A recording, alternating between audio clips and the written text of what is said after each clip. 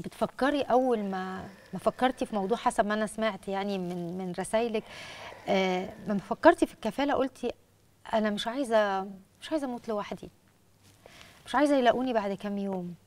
ايوه ورحتي فعلا. واخترتي هو الموضوع رحمه ده اللي كان في دماغي. وبقت بالظبط، وبقت رحمه اول طفله جات لك. لكن بعد سنه من ما رحمه روحت معاكي وبقت بنتك، وانت بتكشفي عند الدكتور، بتتفاجئي ان الدكتور بيقول لك ان رحمه ليها ظروف خاصه، طفل من ذوي الاحتياجات الخاصه.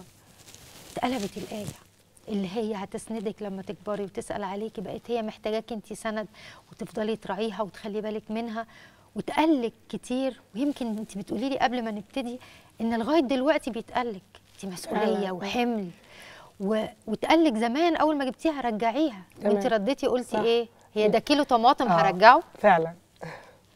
هي دي الام. ربنا رحيم، ربنا رحيم، ربنا يعني خلاني بعتني لرحمه عشان محتاجاني. لو هي مش محتاجاني ما كانش بعتني ليها. بس ما خفتيش؟ لا. مسؤوليه كبيره، قويه شويه، بس هي اللي محتاجاكي اكتر مما انت محتاجاها. طب ماشي، ربنا راح فين؟ ونعم بالله. لا، هي رحمه اساسا ظهرتني في المنام قبل ما اجيبها. يعني انا ما اخترتش، ربنا اللي اختارها لي باسمها.